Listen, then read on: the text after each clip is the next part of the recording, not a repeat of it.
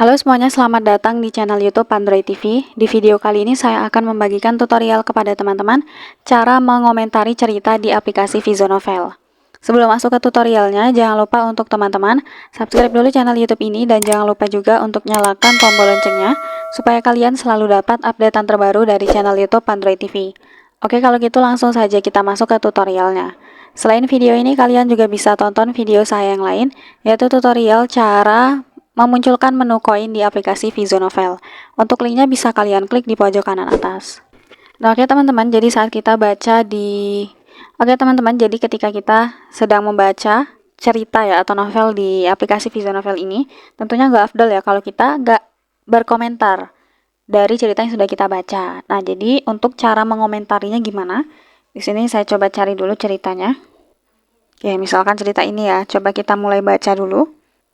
Nah, ini silakan kalian baca-baca dulu ya teman-teman. Oke, jika kalian ingin mengomentari, kita tap saja di layar seperti ini sekali. Nah, lalu di bawah ada komentar, itu langsung saja diklik. Nah, silahkan kalian, sekarang tinggal kalian kasih saja komentar dari cerita yang sudah kalian baca ini. Ulasan kalian gimana setelah baca cerita tersebut. Nah, oke, misalkan seperti ini ya teman-teman.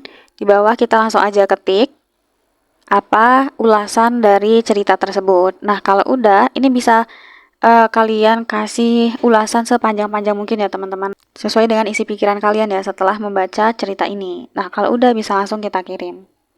Nah, ini sudah muncul ya teman-teman balasan saya tadi. Nah, kalau kita mau kasih balasan lagi boleh banget, atau kalian mau sambung komentar kalian ya, mungkin yang di awal terlalu panjang. Nah, kita bisa lanjut ke komentar berikutnya. Caranya tuh kita balas. Nah, terus silahkan ketikkan komentarnya. Lalu kirim. Oke, jadi seperti itu ya teman-teman caranya untuk mengomentari cerita di aplikasi Vizonovel. Sekian dulu tutorial di video kali ini. Semoga tutorial yang saya bagikan bermanfaat dan selamat mencoba.